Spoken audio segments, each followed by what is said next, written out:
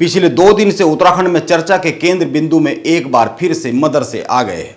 क्यों आ गए हैं, इस पर बात करने से पहले कुछ बिंदुओं पर गौर करने की जरूरत है। पहला बिंदु पिछले साल सितंबर माह की बात है। मुख्यमंत्री पुष्कर सिंह धामी की सरकार ने एक फैसला लिया और फैसला यह लिया कि उत्तराखंड में मदरसों का सर्वे कराया जाएगा। उत्तराखंड में 1000 से ज़्यादा मदरसे चल रहे हैं, जिनमें से 419 मदरसे मदरसा बोर्ड चला रहा है और 103 मदरसे वक्फ बोर्ड के अधीन है। करीब 500 के आसपास मदरसे हैं जो प्राइवेट है। और कहा यह गया कि मदरसों में धार्मिक शिक्षा के नाम पर क्या चल रहा है, इसकी जांच जरूरी हो गई है और मदरसों में एजुकेशन सिस्टम सुधारने का वक्त आ गया है, ताकि मदरसों के बच्चों को अन्य स्कूलों जैसा माहौल मिल सके।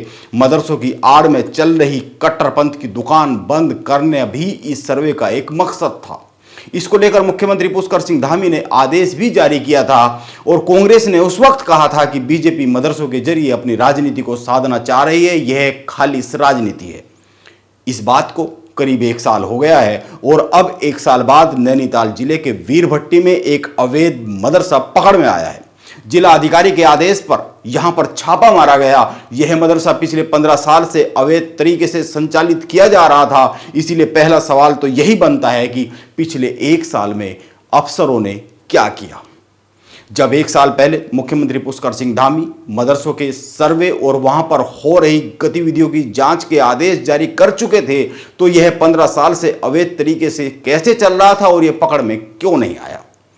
एक और बात, अगर नैनीताल जिला प्रशासन की जांच और बातों पर भरोसा करे और उसको गंभीरता से देखे, तो वीरभट्टी के मदरसे के भीतर जो हालात मिले हैं वो बहुत ही भयावह और डराने वाले हैं। आप केवल कुछ ही बिंदुओं पर ध्यान रख लीजिए। मदरसे में एक कमरे में कैपेसिटी से अधिक बच्चों को रखा गया था।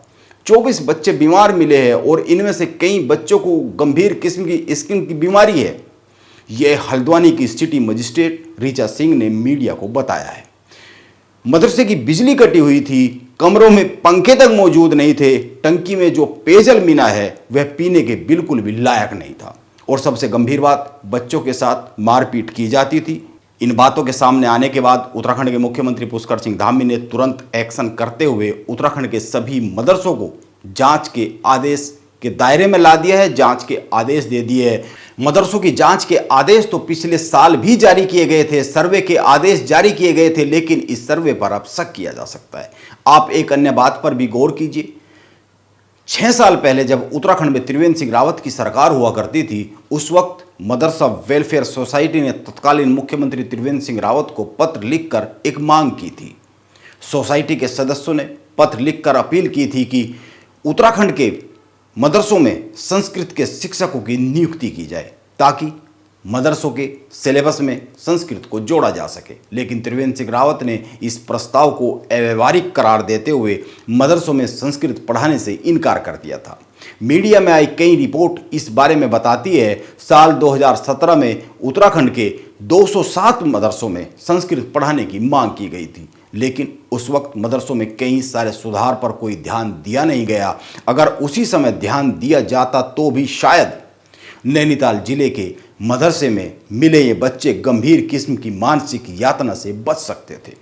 इसके बाद भी इसी साल सितंबर में उत्तराखंड वक्फ बोर्ड के अध्यक्ष शादाब शम्स ने एक घोषणा की। उन्होंने कहा कि 117 मदरसों में संस्कृत पढ़ाई जाएगी और मदरसों को आधुनिक किया जाएगा।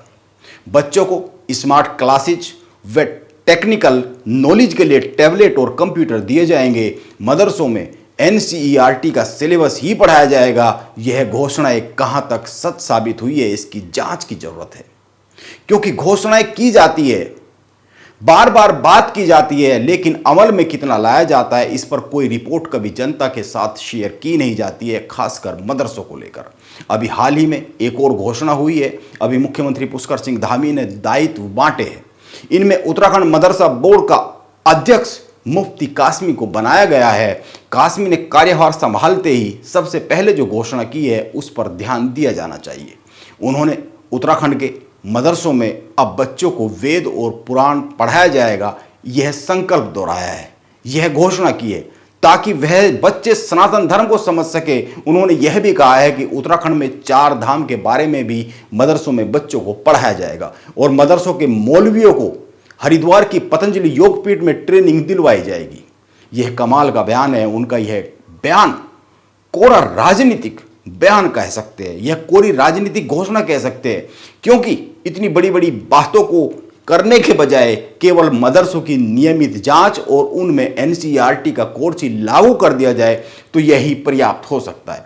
नियमित जांच से बहुत सारे मसले सुलझ सकते हैं, बहुत सारी बातें रुक सकती है, लेकिन यह तक नहीं किया जाता है। मदरसों को आधुनिक शिक्षा पद्धति के अनुसार ढालने की सालों से जरूरत महसूस की जाती रही है, लेकिन केवल राजनीतिक बयानबाजी के अलावा कुछ होता दिखता नहीं है।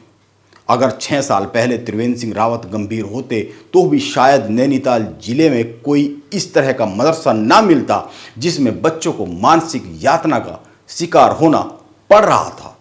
और अगर 1 साल पहले मुख्यमंत्री पुष्कर सिंह धामी के आदेश पर उत्तराखंड के सभी मदरसों का ढंग से सर्वे हो जाता, उनमें क्या गतिविधियां चल रही है इसकी ढंग से जांच हो जाती, तो भी ये बच्चे उस मानसिक प्रताड़ना से बच सकते थे जो उन्होंने नैनीताल जिले के वीरभट्टी के इस मदरसे में झेली है। कुछ विषय यह मान लिए जाते हैं कि वो केवल राजनीति के विषय है, उनके जरिए केवल वोट को ही जोड़ा और घटाया जा सकता है, लेकिन हकीकत में उन पर गंभीरता से काम करने की बहुत ही ज़्यादा जरूरत होती है। यह ध्यान में रखे जाने वाली बात है।